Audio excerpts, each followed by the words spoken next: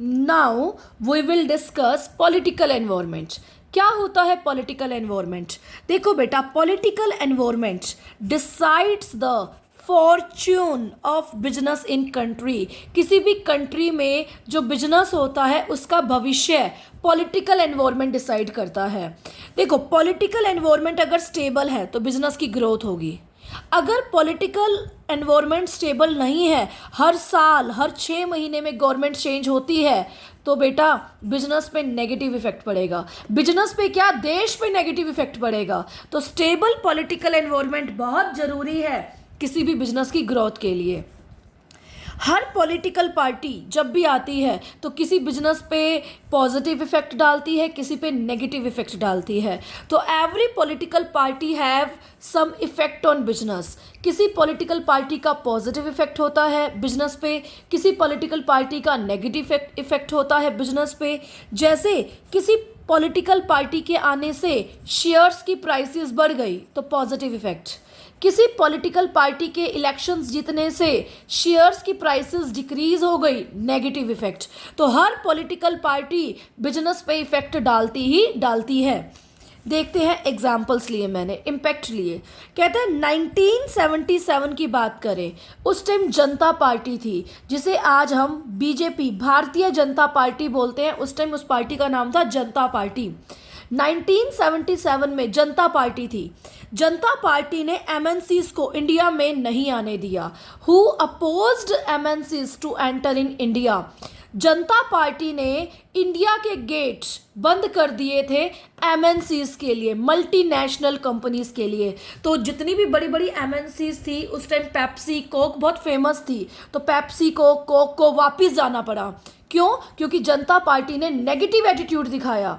किसके लिए? एमएनसीज के लिए। मैंने आपको बताया ना, हर पॉलिटिकल पार्टी नेगेटिव इफेक्ट भी डालती है, पॉजिटिव इफेक्ट भी डालती है। तो जनता पार्टी का एमएनसीज के लिए नेगेटिव इफेक्ट था।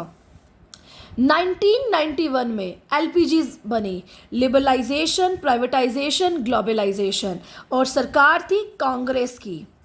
अब नई गवर्नमेंट आ गई, नई पॉलिटिकल पार्टी आ गई। 1991 में एलपीजी पॉलिसीज बनी, कांग्रेस की सरकार आई, उसने एमएनसीज को, फॉरेन कंपनीज को इजीली एंट्री दे दी इंडिया में। कोका कोला जो 1977 में वापस चली गई थी, इंडिया में आ गई।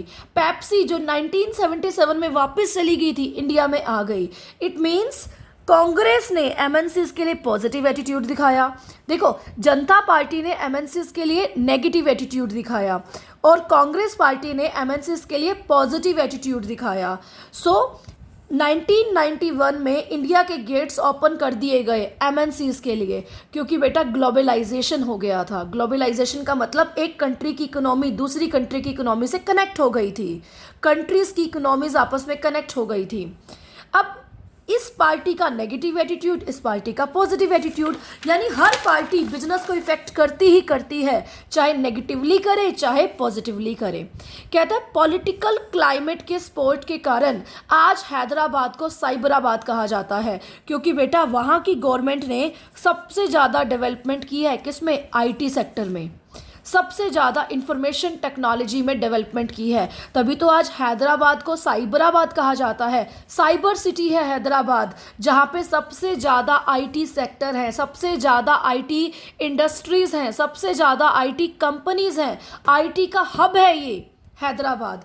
हैदराबाद को साइबराबाद कहा जाता है क्योंकि आईटी कंपनीज के कारण।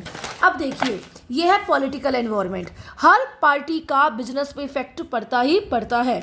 जैसे जब आम जनता पार्टी दिल्ली में आई थी तो इलेक्ट्रिसिटी के रेट्स एकदम कम हो गए थे। तो इलेक्ट्रिसिटी के रेट्स कम होना लोगों पे इस पार्टी का पॉजिटिव इफेक्ट था। तो हर पार्टी का कुछ ना कुछ पॉजिटिव इफेक्ट पड़ता है, हर पार्टी का नेगेटिव इफेक्ट भी पड़ता है। कुछ पॉलिटिकल पार्टी बिजनेस को पॉजिटिवली इफेक्ट करती हैं, कुछ पॉलिटिकल पार्टीज बिजनेस को नेगेटिवली इफेक्ट करती हैं।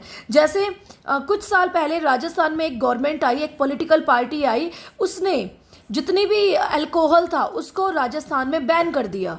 लेकिन नेक्स्ट पॉलिटिकल पार्टी आई, उसने राजस्थान में वाइन को, अल्कोहल को बैन जो था हटा दिया।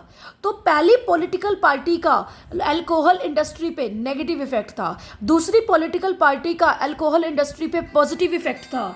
तो ये होता है इम्पैक्ट, किसी पॉलिटिकल पार्टी का पॉजिटिव तो किसी पॉलिटिकल पार्टी का नेगेटिव। एग्जाम्पल मैं आपको बता चुकी हूँ जनता पार्टी का, इसने तो एमएनसीज की एंट्री बंद कर दी थी, लेकिन कांग्रेस आई, उसने एमएनसीज की जो एंट्री थी वो ओपन कर दी। अब इंडिया में कोई भी एमएनसी आ सकती थी।